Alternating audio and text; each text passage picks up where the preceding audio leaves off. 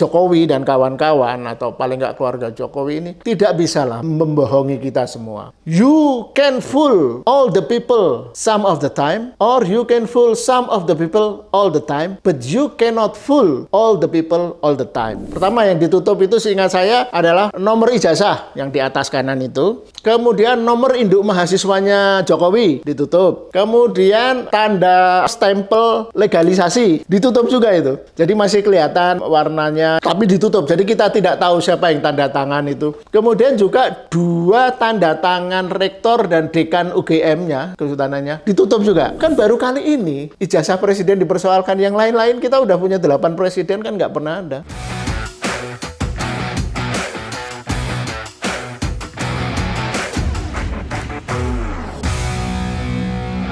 Kembali bersama saya di Abraham Samad Speak.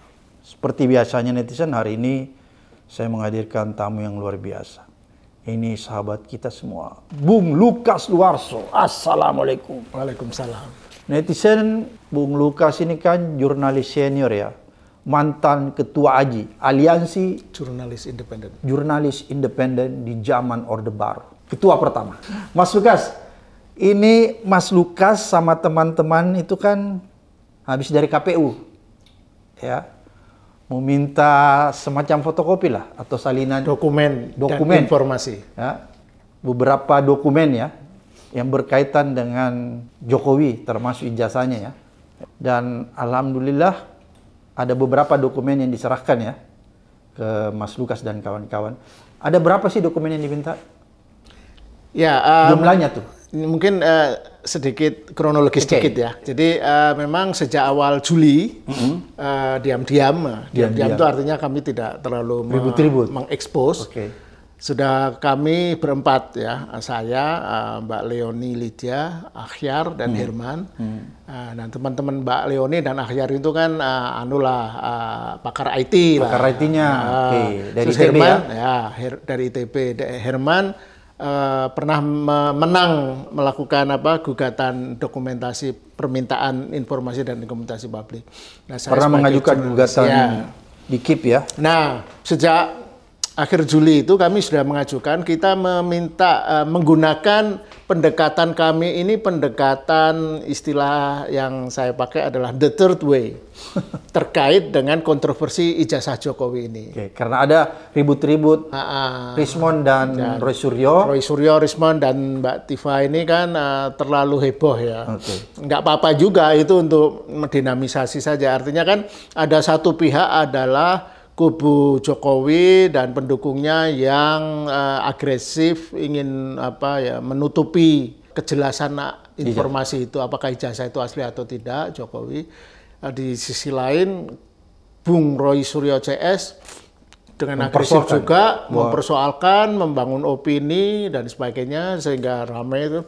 Yang terjadi kemudian adalah pertengkaran publik. Maka kami menggunakan the third way, jalan ketiga, yang ternyata juga diikuti beberapa teman yang lain ada juga melakukan hal yang sama, menggunakan cara-cara yang legal formal, yaitu memakai undang-undang keterbukaan informasi publik. Yang itu ada undang-undangnya, undang-undang yang disahkan sejak era reformasi. Kemudian dengan undang-undang itu kita menyurati prosedurnya sebelum kita meminta Komisi Informasi Publik untuk memberikan dokumen-dokumen itu, kami harus meminta ke pihak-pihak yang terkait. Nah, kami sudah mengirim surat ya sejak akhir Juli itu ke UGM, ke KPU Pusat, KPU Jakarta, KPU Solo, dan ke kepolisian, ke Polda Metro Jaya. Nah, ke UGM itu kami meminta 20 jenis dokumen yang berkaitan dengan ijazahnya Pak Jokowi. Ya tentu pertama yang kita minta adalah salinan kopi ijazah asli itu kalau ada. Kemudian banyak dokumen-dokumen lain yang terkait dengan itulah, dari soal KRS, kartu hasil studi, nilai dan sebagainya, KKN macam-macam lah, yang totalnya 20. Nah, jalan yang kita sebut the third way itu adalah untuk menggunakan cara-cara yang sistemik, formal gitu ya, tidak terlalu memancing kontroversi, dan itu diharapkan nanti apa yang menjadi perseteruan wacana verbal, omon-omon itu bisa diselesaikan dengan bukti. Ini dokumen-dokumennya ada gitu. Itu Anda minta ke UGM, terus kemana lagi? Ya, ke UGM kita minta 20 jenis dokumen, terus kita minta ke KPU itu, KPU Pusat, Jakarta dan Solo, itu 7 dokumen. Yang biasanya terkait dengan terkait dengan legalisasi dokumen-dokumen. Ya. Ke KPU minta karena Jokowi ini pernah jadi wali kota dan gubernur kan. Ya. Kemudian Polda akhirnya kita minta karena UGM ketika kita surati itu 20 jenis dokumen yang kita minta itu jawabannya 3. Kami tidak menguasai dokumen itu, atau kalau dokumen itu tidak ada dalam kekuasaan kami karena kita kirim ke Polda untuk proses hukum. Kan sejak Agustus kan sudah menjadi persoalan hukum tuh kasus ini, sejak September Agustus. Nah, yang ketiga, kami tidak punya dokumen itu. Yang dia sebut kami tidak punya dokumen itu adalah standar operational procedure. SOP ya? SOP tentang terkait dengan penyimpanan dan pemberian dokumen. Jadi mereka itu sama sekali di jawaban atas surat kami itu tidak punya, tidak ada. Nah itu ya agak mengherankan. Jadi intinya kami ingin gambaran besarnya, kan kebenaran isu kontroversial ijazah Jokowi itu pasti ada lah. The truth is out there. Nah kebenaran itu hanya tinggal diungkap, kalaupun tidak dengan cara-cara yang simpel, mudah dengan Jokowi menunjukkan dokumen asli itu, ijazah. Ya udah kita pakai menyisir lewat jalan samping, dokumen-dokumen lain yang menunjukkan kemungkinan ijazah itu mungkin ada atau tidak, kalau mungkin hilang atau apapun lah, dan kita nggak tahu. Jadi dalam konteks itu kami dalam proses belum memberi penilaian apakah ijazah itu ada atau tidak. Nah, kalau Bung Roy CS kan sudah bilang 99,9. Oke, jangan dulu. Berarti waktu ketemu UGM tidak memberikan. Tidak ketemu, kami kirim surat karena dia proses. Tidak ada satupun dokumen yang dia tidak diberikan. Karena dia beralasan bahwa sudah diserahkan ke Polda. Ya, gitu dokumen-dokumen yang kami minta itu sebagian sudah diserahkan ke Polda. Jadi, termasuk ijazah dia bilang. Ya, tidak dalam penguasaan kami, bahasa tertulisnya tidak dalam penguasaan kami. Nah, walaupun itu salinan ijazah juga. Iya, itu yang lucu menurut saya. Kalau dia nyerahin salinan kan dia masih punya salinan. Iya, nggak ada salinannya, fotokopinya nggak ada. Iya, dan mereka bilang tidak ada dalam penguasaan kami. Itu yang menurut saya ketika proses ini sudah berjalan ya, Juli, Agustus, September, awal Oktober, kita sudah bisa memberi penilaian dari 5 lembaga ini. Nilai yang paling bagus menurut saya KPU Pusat ya. KPU Pusat kita kasih 6,5 lah. Pejabat pengelola informasi dan dokumentasinya. Enggak, kenapa KPU Pusat? Apa yang Anda diberikan? Ya, Anda mereka memberi dia penilaian bagus. 6, nggak bagus juga sih, karena agak lambat juga ngasihnya kan. Karena mereka akhirnya mengundang kami untuk mengambil dokumen itu, walaupun undangannya sangat mendadak dan undangannya itu kayak nggak serius gitu loh. Kami disuruh datang sehari sebelum itu, dan waktu itu kami nggak sempat datang. Dan kami akhirnya dapat 4 dokumen. Apa itu 4 dokumen? Salinan ijazah yang dilegalisir untuk Pilpres 2019, kemudian Pilpres 2014, dan beberapa surat penegasan mengenai dokumen-dokumen yang diserahkan itu. Jadi dari 7 yang kita minta, kami dapat 4. Ya, makanya itu menurut kami lumayan lah nilainya 6 daripada UGM. Nah, kemudian 2 minggu kemudian kami mendapatkan juga dari KPU Jakarta. Dari KPU Jakarta kami mendapatkan sama itu jumlahnya 4 dokumen juga. Jadi salinan ijazah yang dipakai untuk pencalonan KPU DKI kan? Ya. Tadi KPU Jakarta apa yang Anda diberikan? Ya, selain salinan ijazah itu juga beberapa dokumen-dokumen yang lampirannya lah, yang menunjukkan bahwa ijazah itu ada. Ya. Cuma memang yang menarik itu temuan kami adalah dari 2 ijazah yang diberikan oleh KPU Pusat dan KPU Jakarta itu adalah dua-duanya salinan dokumen yang cacat. Kenapa cacat? Karena diselotip, ditutup. ditutup dengan plester. Beberapa informasi yang pertama yang ditutup itu seingat saya adalah nomor ijazah yang di atas kanan itu. Kemudian nomor induk mahasiswanya Jokowi ditutup. Kemudian tanda stempel legalisasi ditutup juga itu. Jadi masih kelihatan warnanya yang tapi ditutup. Jadi kita tidak tahu siapa yang tanda tangan itu. Kemudian juga 2 tanda tangan rektor dan dekan UGM-nya, kesultanannya ditutup juga. Nah, itu menurut saya agak menggelikan itu ya. Untuk apa itu? Ketika kami tanya, kenapa ditutup? Ya, mungkin mereka masih berpatokan dengan itu. Istilahnya ada informasi pribadi. Bung Abraham Samad ingat kan? Agustus tahun 2025, KPU mengeluarkan surat keputusan nomor 273 kalau nggak salah. Itu yang menegaskan ada 16 jenis dokumen yang tidak boleh diakses oleh publik. Yeah. Terkait pencalonan capres dan cawapres. Kan waktu itu lagi rame soal ijazah Gibran juga kan, selain ijazah Jokowi. Nah, SK itu dikeluarkan KPU Pusat, kayaknya dalam rangka memprotek itu juga. Memprotek Gibran dan Pak Jokowi. Dan Jokowi, ya. Kesan itu sangat kuat. Makanya itu tadi ketika kami tanya soal kenapa ini informasinya di plester-plester, ditempel. Jadi kita nggak bisa tahu nomor ijazahnya, nomor induk mahasiswanya Jokowi, tanda tangan rektor dan ya karena mereka itu memang punya paradigma berpikir yang tidak mereka pahami ya menurut saya ini di KPU dan di pejabat pengelola informasi dan dokumentasi di KPU tidak paham sepenuhnya undang-undang keterbukaan informasi publik. Dia pikir secara letter luck, secara harfiah, apapun yang urusan pribadi tidak boleh Nah, kan saya pelajari itu ketentuan. Jadi dia tidak tahu informasi yang dikecualikan. Jadi ketentuan surat keputusan KPU yang membatasi 16 dokumen itu ketika saya baca ulang, memang semuanya yang urusan pribadi. Misalnya soal harta kekayaan, termasuk kalau pejabat itu kan melaporkan itu, terus catatan kesehatan, kemudian kekayaan dan sebagainya. Tapi itu kan sebenarnya berlaku untuk orang biasa, orang kayak kita, orang yang tidak sedang mencari posisi jabatan publik.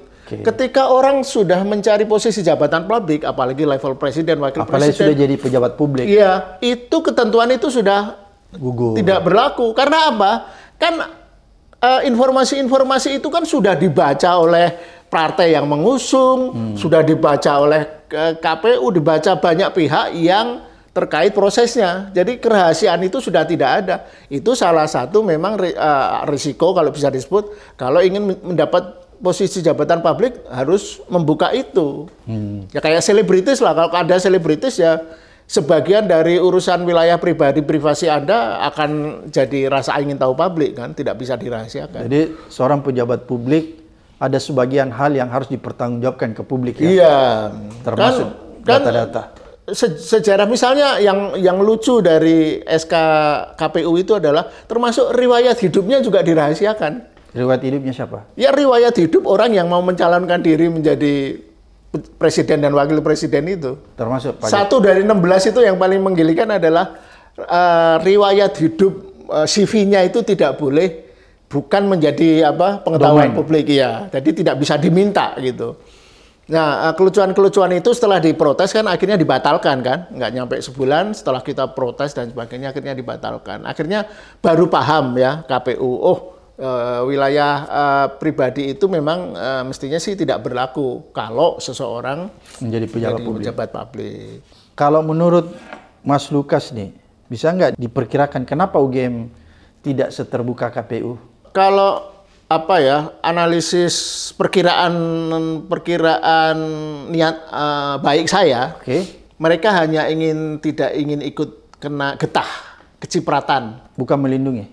Nah itu yang lain lagi. Yang pertama yang prasangka baik saya begitu. Jadi mereka pengen aman, tidak ingin kena getah, ya udah nggak usah. Jadi nggak usah mau repot-repot bantuin gitu. Jadi berusaha nyari dalih, mengelak. Ibarat analogi burung unta, lebih baik kepala dimasukkan ke pasir saja. Nah, tapi prasangka buruknya itu tadi, jangan-jangan mereka ingin melindungi karena proses terutama Rektorat UGM sekarang itu kan kental jadi rektor barangkali kan disponsori siapa itu Jokowi waktu itu. Jadi rektornya sekarang. Jadi mereka memang ada semacam konspirasi untuk melindungi apapun yang terjadi sedapat mungkin. Nah, tapi kan ini yang menurut saya blunder yang paling parah ya. Jadi UGM itu menurut saya harus sebagai lembaga ilmiah, universitas yang sangat kredibel, satu-satunya cara membantu kita semua, membantu Indonesia lah khususnya ya. Kita tidak ngomong Jokowi atau Roy Suryo pro kontra itu, tapi menunjukkan aja, faktual aja apa yang diketahui UGM ya, dengan sebesar mungkin menyediakan akses itu. Memang UGM sudah mengeluarkan pernyataan pers, Rektor UGM sudah melakukan dialog podcast kan rektorat, tetapi itu kan masih level omon-omon, tidak menunjukkan bukti. Tadi yang seperti saya tekankan kan kita pengen evidence base, berbasis bukti. Apa salahnya sih mereka menunjukkan dokumen-dokumen yang terkait itu di website UGM? Sehingga bisa diteliti publik, bisa dilihat oleh publik. Itu hal yang minimal yang seharusnya dilakukan UGM. Yang sekarang ini tidak dilakukan, sehingga prasangka buruknya itu tadi, oh ini ingin ikut melindungi. Sebagaimana KPU ingin melindungi dengan membuat SK nomor 273 itu, yang publik tidak boleh mengakses 16 jenis dokumen, atau polisi yang langsung memproses pengaduan pelaporan orang-orang yang dilaporkan Jokowi langsung diperiksa gitu. Jadi kesannya memang lembaga-lembaga formal, lembaga-lembaga negara ini ingin ikut membantu menutupi kasus ini, bukannya membuka. Oke, menarik Bung Lukas kan bilang sepertinya lembaga-lembaga negara ini ingin menutupi sesuatu. Itu kenapa sampai Mas Lukas punya dugaan begitu? Apa masalahnya nih di dokumen-dokumen Pak Jokowi sehingga harus ditutupi? Makanya saya membedakan dua prasangka tadi kan. Ya. Prasangka baik, mereka maksudnya ada problem apa kalau Mas Lukas kalau menggunakan pendekatan prasangka buruk, ya artinya mereka ingin menutupi sesuatu kepalsuan, kebohongan ini adalah ya supaya tidak terjadi kekisruhan yang lebih besar. Karena kan jangan dulu menutupi kebohongan berarti dokumen itu nggak ada memang. Iya, kemungkinan kan seperti itu. Kalau dokumen itu ada, kan itu soal yang sangat sederhana banget, simple. Okay. Orang meragukan dokumen seseorang itu asli atau palsu. Nah, kalau dokumen itu ada dan asli, orang akan menunjukkan langsung ya? Selesai. Sudah banyak presidennya di dunia ini, selain yang terkenal Obama itu, di beberapa negara juga terjadi kayak gitu. Ada pejabat yang dipersoalkan, ditunjukkan, selesai. Dan itu mestinya mekanisme yang logis, ilmiah, dan yang benar nih. Kalau orang jujur, dituduh, dia akan menunjukkan gitu aja kan. Jadi tidak menimbulkan pro kontra. Karena dengan berbagai dalih, dengan segala kerumitan, ini saya sendiri kan akhirnya menjadi pihak yang ikut tertarik sebagai jurnalis ya. Dan teman-teman saya yang ahli IT itu, untuk ingin tahu apa sih sebenarnya ini dalihnya, apa sih sebenarnya yang terjadi. Nah kan kita, termasuk Bang Abraham yang dengan podcastnya selalu mempersoalkan itu, kita kan pada pertempuran membuktikan ijazah palsu, ijazah Jokowi palsu itu kan pertama dimulai tahun 2022. Yang siapa Bambang Tri dan Gus Nur siapa itu, yang mereka akhirnya divonis kan salah, di penjara. Sampai detik itu hampir kita semua kan tidak terlalu peduli ya. Kita waktu itu juga berasumsi, masa sih? Karena kita berasumsi baik, masa sih UGM, masa sih negara, KPU, kepolisian dan sebagainya, badan intelijen membiarkan orang yang ijazahnya palsu menjadi presiden gitu kan. Nah, tetapi kemudian setelah ini kasus Belly pemicu kontroversinya menjadi meledak sekarang itu kan hanya satu. Karena si siapa itu kader PSI, si Andi siapa itu namanya, pada April 2025, April ini, untuk menghentikan kontroversi ini, dia dengan serta-merta entah dapat dari mana, memasang foto ijazah Jokowi itu. Ijazah Jokowi asli itu menurut versi dia. Di sosial media, di Twitter, X. Nah, gara-gara justru fotonya diposting itulah, kemudian orang seperti Roy Suryo yang dikenal ahli IT juga, dan kemudian Rismond dan kawan-kawan, jadi tertarik meneliti kan. Dan temuan mereka sekarang kita tahu ya dengan forensik itu ya. Nah, tetapi kan Yang di forensik itu, yang dipersoalkan adalah foto hasil unggahan kader PSI itu. Pertanyaan kita adalah, kok anak itu bisa mendapatkan foto itu dari siapa? Kan pasti dari Jokowi dong. Nah, pertanyaan berikutnya adalah, kalau itu ijazah asli dan sudah ditunjukkan melalui foto, terus apa problemnya tidak lagi ditunjukkan secara resmi? Artinya Jokowi membuat press conference atau website menunjukkan ini memang ijazah yang diposting di Twitter waktu itu, di X itu, oleh kader PSI itu, memang betul ijazah asli saya. Ini. Kalau itu konsisten, nanti boleh diteliti forensik, kan selesai persoalan. Ya?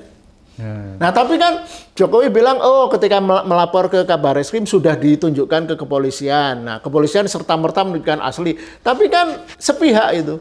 Yang terakhir seminggu atau seminggu lalu, pengurus Projo datang ke rumah Jokowi dan katanya Jokowi menunjukkan ijazah itu ke mereka. Ini kan keanehan-keanehan yang menggelikan ya. Loh, kalau sudah bisa ditunjukkan ke Projo, kenapa tidak ditunjukkan ke publik? Artinya ginilah, kan banyak ribuan orang datang berbondong-bondong ke rumah Jokowi. Kalau tidak ingin ini ijazah itu ditaruh di box, taruh aja di depan rumahnya bagi siapapun yang ingin membuktikan ini ijazahnya. Seperti sebagaimana ijazahnya Wakil Presiden pertama Muhammad Hatta dipamerkan di sebuah universitas tempat dia sekolah di Amsterdam, di Belanda. Nah, itu kan logis, penyelesaian yang simple. Nah, karena itu tidak dilakukan oleh Jokowi, akhirnya kan serumit ini. Nah, akhirnya kami menggunakan jalan ketiga ini. Nah, kami yakinlah cepat atau lambat ini akan terungkap. Tentu dengan asumsi begini ya, bahwa dengan pemberian salinan ijazah oleh KPU Pusat dan KPU Jakarta, kan ternyata memang sama. Salinan yang diberikan ke kami, itu sama dengan yang diposting di Twitter oleh kader PSI itu. Artinya, memang itu ijazahnya yang dipunyai Jokowi. Hanya itu? Terlepas asli atau palsu. Nah, nanti kan tinggal dibuktikan kalau pengadilannya berlangsung. Tetapi kan yang menarik gini nih, setelah gara-gara huru-hara akhir Agustus kemarin, kan proses penyelidikan kepolisian terhadap orang-orang yang diadukan, saya kan termasuk yang dipanggil, yang menjadi saksi ahli, untuk menjelaskan kepada pihak kepolisian, karena kan kasusnya termasuk dalam wilayah pencemaran nama baik kan. Jadi itu pelaporan Jokowi itu bukan mempersoal ingin membuka soal ijazah, tapi pencemaran nama baiknya. Nah, itu kan sekarang lagi berhenti. Beberapa saksi tidak lanjut diperiksa. Kemungkinan apa? Kemungkinan memang kepolisian sudah malas melanjutkan, atau kasus ini memang kelihatan sekali kasus yang penuh dengan kebohongan gitu. Kalau kasus ini memang betul ijazahnya kuat, valid, polisi kan masih terus agresif dong. Kita kembali Mas Lukas. Ini nih yang Mas Lukas bersama teman-teman ini, masalah dokumen ini.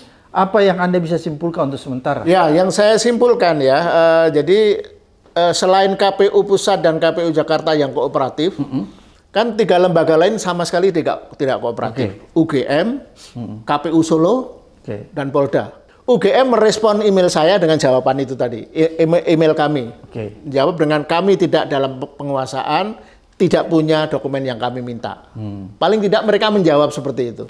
Tetapi KPU Solo diam 1000 bahasa, nggak pernah merespon. Polda Metro Jaya juga tidak merespon. Kenapa kami juga meminta ke Polda Metro Jaya? Karena untuk memastikan apa yang jawaban dari UGM itu benar.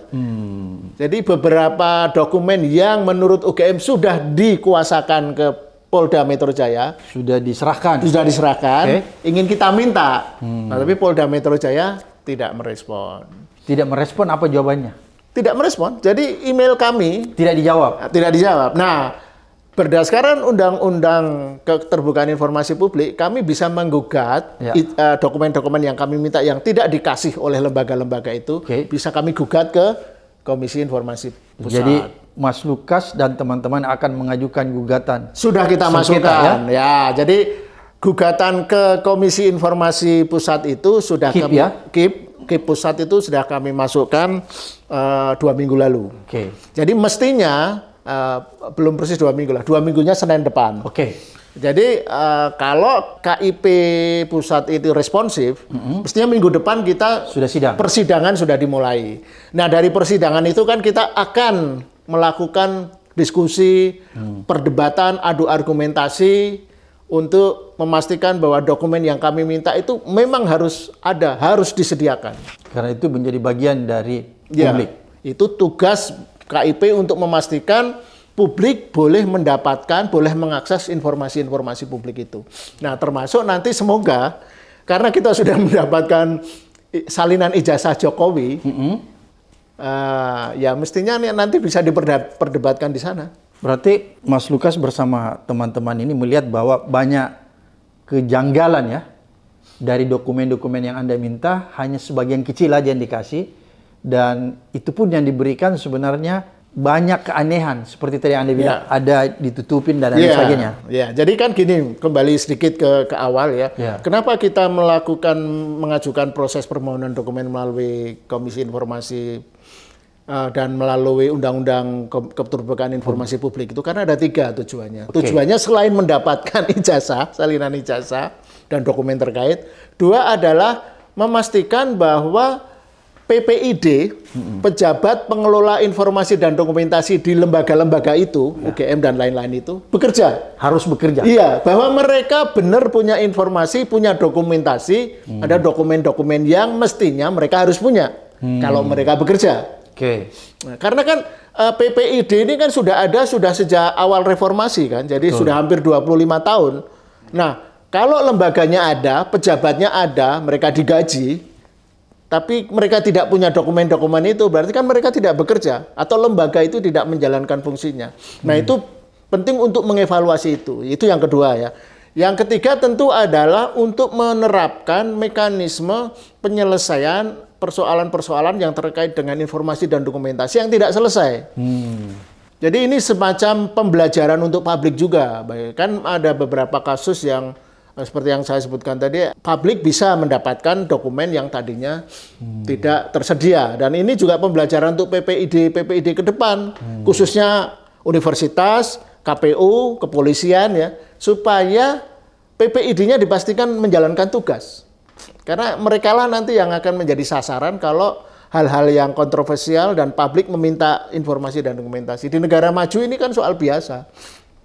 Artinya kan PPID itu, pejabat pengelola informasi dan dokumentasi itu pegawai full time. Dibayar, harus bekerja dong. Mereka harus punya dokumen itu. Dan mereka kalau publik minta, harus disediakan dong. Tapi kan gini, tidak setiap permintaan itu, kalau permintaan tidak logis, misalnya tiba-tiba ada publik nggak suka sama Bung Abraham, terus minta data-data pribadinya, ya nggak usah dikasih kalau gitu. Ini kan karena terkait pejabat publik. Dan biasanya juga karena kontroversial kan. Kan baru kali ini ijazah presiden dipersoalkan, yang lain-lain kita udah punya 8 presiden kan nggak pernah ada. Kan baru kali ini. Jadi artinya tidak ada dalih, karena argumentasi yang kontra itu, ya kalau nanti sedikit-sedikit orang dipersoalkan, orang harus kerepotan mengasih dokumen. Ya nggak gitu. Dokumentasi yang diminta itu biasanya dokumentasi yang terkait dengan urusan publik yang kontroversial. Kalau si pejabat publiknya tidak kontroversial, ya nggak akan ada persoalan kan. Nah, jadi 3 alasan itu kenapa kami mengajukan ini. Jadi sebenarnya yang kami ingin tekankan itu poin yang kedua dan ketiga. Karena kalau ijazah Jokowi itu memang kayaknya itu zero sum game dah.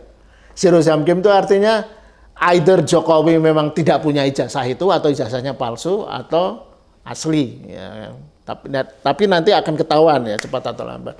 Nah, tapi yang kedua dan ketiga, pembelajaran agar PPID itu bekerja, dan kemudian pembelajaran bagi publik untuk sebagai masyarakat yang punya hak sebagai civil society di negeri demokrasi, kalau ada persoalan gunakan jalur gugatan undang-undang KIP. Itu pesan besar kami itu di sana. Oke, berarti kalau begitu Bung Lukas melihat bahwa PPID yang ada di UGM itu tidak berfungsi ya, tidak menjalankan tupoksinya. Tidak menjalankan fungsi. Kalau saya tadi penilaian skornya ya, KPU pusat itu dapat 6,5, KPU Jakarta 6, UGM karena menjawab kita kasih nilai 4. Kalau KPU Polda karena nggak jawab kita kasih 0, tidak lulus. Oke, Bung Lukas, apa sih yang terpenting dari Anda melakukan ini semua? Ya, karena kami pertama tentu motifnya kan pribadi ya. Saya sebagai jurnalis rasa ingin tahu ya. Teman-teman yang lain yang pakar-pakar IT itu juga kok ada sih kok kasus kok seaneh ini. Jadi kami akhirnya agak tergiring memang. Kami curiga ini ada apa ini? Pasti ada something wrong ini. Nah, kami punya adagium saya lah paling enggak. Curiganya apa itu Mas? Curiganya gini. Orang yang jujur itu tidak akan menyembunyikan sesuatu lah, apalagi sesuatu yang sangat membanggakan gitu loh. Punya ijazah UGM itu enggak kan sesuatu yang membanggakan. Ijazah kok dianggap kayak celana dalam, memalukan, tidak boleh dipertunjukkan.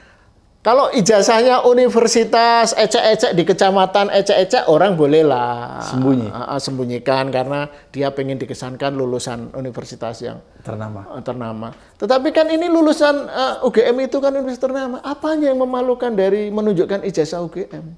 Nah, dari itu artinya saya sih punya kesimpulan ya. Saya yakin ya cepat atau lambat kasus ini terungkap dan Jokowi dan kawan-kawan atau paling nggak keluarga Jokowi ini tidak bisalah membohongi kita semua. Karena ada satu ungkapan dari Abraham Lincoln yang perlu dikutip nih. You can fool all the people some of the time, or you can fool some of the people all the time, but you cannot fool all the people all the time. Terjemahannya, Anda bisa membohongi sekelompok orang dalam sepanjang zaman, atau membohongi semua orang dalam waktu tertentu, tapi tidak bisa membohongi semua orang untuk seluruh masa, semua waktu. Jadi ini cepat atau lambat akan terungkap, dan semoga melalui undang-undang KIP ini bisa terungkap tanpa harus melalui kontroversi yang ramai di media, ya, yang pro kontra, saling hujat, saling maki. Nah, diharapkan nanti saya itu ini kan kita lakukan dengan rileks ya, dengan semangat yang sangat rileks, dan makanya kami menamakan kelompok kami ini bukan tendensius ya? Ya, tidak tendensius. Kami sendiri masih berharap ijazah Jokowi itu asli. Kenapa? Ya karena kalau itu asli berarti Indonesia tidak sehancur ini. Tidak ada satu orang Solo yang bisa membohongi Indonesia gitu loh. Orang simpel, orang yang plonga-plongo, yang ternyata ambisius seperti ini, saya lebih terus terang berharap gitu. Walaupun persentasenya bahwa ijazah Jokowi asli ini kecil sih saya. Paling 95% lah. Kalau Roy Suryo kan 99 pasti palsu. Kalau saya masih ada 5% lah. Kemungkinan hilang gitu ya. Dan saya berharap gitu. Niat prasangka baik saya. Karena kan memang kontroversi ini kalau ijazah Jokowi palsu itu akan berat, besar gitu. PDI akan kena. Ya kan? Karena PDI kan yang mengusung. Berarti PDI dulu tidak bekerja dengan prudent gitu, tidak hati-hati. Ya KPU sejak KPU Solo, KPU Jakarta, KPU Pusat. Kemudian yang paling parah adalah Badan Intelijen Indonesia. Kenapa tuh, Bung? Ya berarti kan tidak benar-benar meneliti. Katanya Badan Intelijen itu kan salah satunya harusnya dia memprofiling ya. Tahu persis who's-who-nya ini, siapa ini, background-nya seperti apa. Kan ini dari kecolongan, jadi Republik ini kecolongan oleh perilaku lancung oleh seseorang yang berambisi politik gitu. Dan yang lebih parah kan yang membuat kita jengkel kan situasi seperti ini kok ya masih aja melawan gitu, melawan bahwa dengan cara yang menggelikan. Ya contohnya yaitu selalu memobilisasi orang pendukungnya untuk melawan suara-suara yang ingin menyuarakan kebenaran. Gini loh, sampai teman-teman itu kan menyuarakan ini dengan risiko mau dipenjara loh oleh Jokowi. Bahkan sudah ada yang dipenjara kan, 2. Nah, hanya ingin tahu apakah ijazahnya asli gitu. Kan? Sampai dipenjara. Artinya teman-teman yang sekarang ini Roy Suryo CS itu juga terkena risiko itu, tapi artinya kan itikadnya tidak terlalu, bukan karena persoalan dendam pribadi dan sebagainya. Jadi ini untuk publik lah, untuk republik. Nah, jadi untuk kepentingan masa depan bangsa dan negara betul, juga. Ya? Jadi saya sendiri kalau ditanya ya, Apa sih pentingnya ijazah untuk kelompok-kelompok termul istilahnya kan? Entah apa konsekuensinya apa? Kan tidak bisa apapun yang dilakukan Jokowi batal hanya karena ijazahnya nanti terbukti palsu. Bukan itu persoalannya. Persoalannya itu bukan masa lalu, tapi ke masa depan. Supaya tidak terjadi lagi. Iya, sesuatu yang sudah salah bisa jadi nanti kan ada istilahnya diputihkan gitu kan. Tetapi nggak bisa misalnya, gara-gara ijazahnya palsu kemudian proyek WUS diakhiri atau segala proyek-proyek strategis nasional, nggak begitu. Jadi beberapa hal yang sudah berjalan ya berjalan aja. Cuma ini kan memang penegasan, ini ada satu kebohongan yang harus diketahui dan dipersoalkan. Jadi bisa saja persoalannya sebuah bangsa itu kan tidak selalu smooth ya. Afrika Selatan pernah punya apartheid dan beberapa negara punya genosida dan sebagainya. Di Indonesia ini kan mungkin kasus Jokowi ini bisa dianggap kan sangat memalukan, tapi harus dibuka gitu. Supaya nanti itu tadi lembaga-lembaga terkait bekerja lebih serius untuk tidak mengulang hal yang sama. Kita tidak memilih atau mengizinkan orang yang penuh penipuan, kebohongan, mencalonkan diri menjadi presiden, wakil presiden, dan pejabat publik. Kan itu yang kebohongan tidak boleh menang, itu pentingnya. Bahwa nanti secara sosial kan Jokowi sudah hancur lah menurut saya. Mana ada sih presiden Indonesia yang hidupnya setiap hari dikuyo-kuyo oleh publik ini. Kan yang nguyo-nguyo itu bukan hanya segelintir atau sekelompok kubu yang disebut kadrun katanya. Kan enggak semua. Saya ini kan bukan kadrun, tapi saya juga punya rasa ingin tahu kan. Beberapa orang yang terbukti, bahkan dulu orang seperti misalnya lah yang saya perhatikan ya, Ikrar Nusa Bakti itu kan seorang PhD, orang pinter dan pernah dijadikan menjadi duta besar zaman era Jokowi dan dulu pendukung Jokowi. Dan banyak pendukung Jokowi periode pertama sekarang kan sudah balik semua karena merasa ditipu, merasa dibohongi oleh orang ini. Dan sebenarnya gini juga ya, kasus ini menurut saya tidak akan berlarut-larut kalau tidak ada faktor G, faktor Gibran. Artinya segala manipulasi kebohongan Jokowi itu selesai di era Jokowi. Tapi karena Jokowi punya ambisi melanjutkan kekuasaannya melalui Gibran dan melalui anaknya di PSI itu, Kaisang, kemudian menantunya, kita kan mulai, wah ini gawat ini, nggak bisa dibiarkan orang ini. Jadi kan gitu. Sementara dia sekarang berambisi menjadikan Gibran yang notabene adalah juga problematik ijazahnya Gibran, pendidikannya, latar belakangnya. Kan itu. Ini kan kebohongan yang coba dikloning gitu. Direplikasi agar berlanjut. Loh, emang ini republik dagelan, dibiarkan 2 kali dibohongi gitu kan. Kan itu persoalannya. Nah, sebenarnya kasus penyelesaiannya itu gampang. Jokowi nanti diadili bukan karena ijazah palsu. Ijazah palsu nggak bisa diadili karena apa? Syarat menjadi presiden kan cukup ijazah SMA. Jadi ya sebenarnya SMA mungkin dia kan lulus lah ya. Jadi bukan karena itu, tetapi pembuktian bahwa dia adalah orang yang tidak benar, orang yang pembohong dan sebagainya. Itu penting.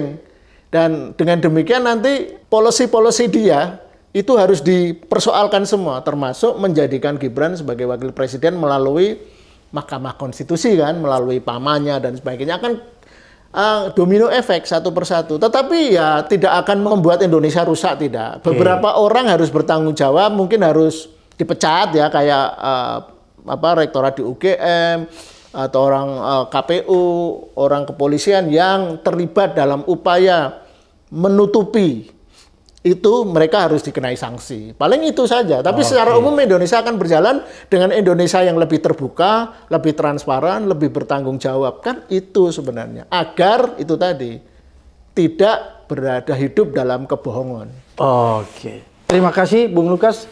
Luar biasa apa yang disampaikan, mudah-mudahan ini mencerahkan ya, mengedukasi semua kita supaya kita bisa melihat sebuah kebenaran yang ada di depan mata kita. Sampai ketemu di episode berikutnya di Abraham Samad Speak Up.